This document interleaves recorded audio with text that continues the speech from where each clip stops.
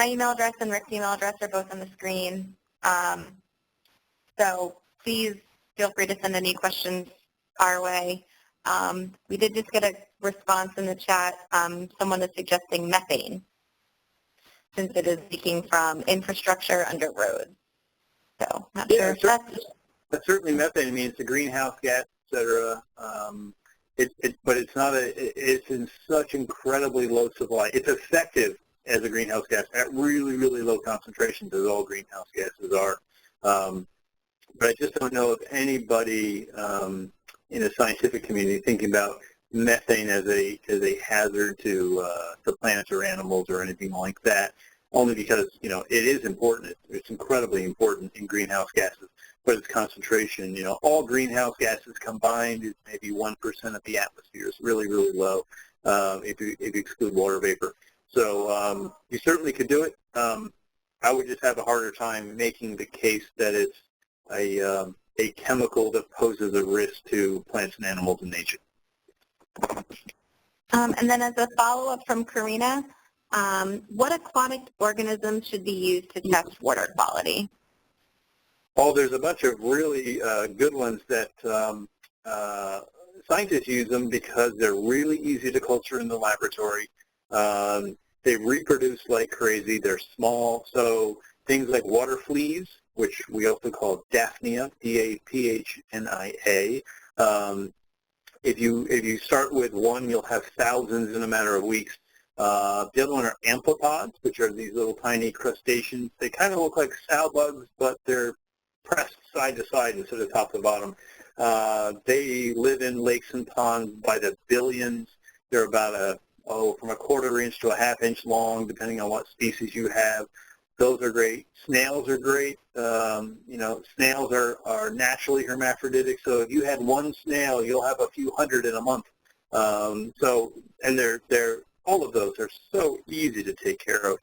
If you had snails, you can go and get a little like rabbit chow or pretty much any kind of vegetation, and it'll grow algae on it, and they'll eat it. It's really, really easy. In fact, amphipods, the second one I mentioned, you can get them to eat cardboard. They're detritivores, so it's almost harder to kill them than it is to keep them alive, which is great. I mean, we've had teachers that have had things like amphipods in their lab in a neglected aquarium for 2 or 3 years straight without them dying. So those are really, really easy to find. Snails are very common in any pond, lake, or wetland. You can find them. They breed readily, so those work really well. They probably also hate salt. So those three are really common because they're small, they're hardy, and they'll breed year-round, so you can have more than you'd ever need. And we just had a teacher suggest doing a long-term study on a golf course showing the effect of fertilizer impacting aquatic life in a park pond, and that suggestion comes from Sarah. So there's absolutely, yeah. I mean, the golf courses are some of the biggest users of fertilizer and pesticides per acre. I think they use more than anybody else, more than farmers do, because they're trying to have beautiful green lawns and trying to kill grubs, all sorts of things. So those are also great places to think about what's relevant to the environment. If you guys do have any other suggestions, comments, or questions, you can, like I said, send it to me in the chat, or if you want to send it to me, I will send it out to everyone as I send out the recording and the presentation later in the week.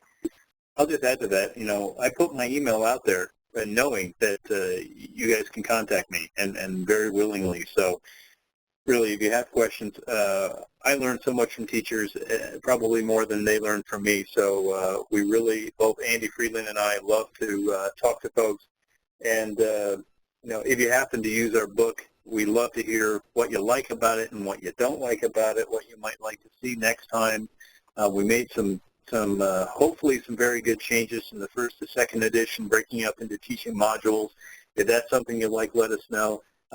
But the book keeps getting better only because of the feedback we get from hundreds of teachers through webinars, through email, through lots of different activities. So, this book is a project. product of just thousands of teachers telling us for the last, 10 years what they wanted to see and why we started this as a book specifically designed for AP. It wasn't designed for college, as many books are. We really designed this for AP.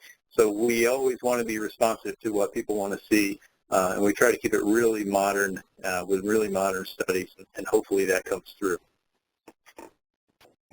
Thank you, and I will second that, working with our editors, and I know that they're constantly on the lookout for people to give feedback on this book. We're in the second edition now, and it's recently published. There's tons of great resources for it, including a teacher's edition and flash drive and test bank. So if you have any comments on any of it, please do send it our way. We only want to improve, so feedback is very welcomed.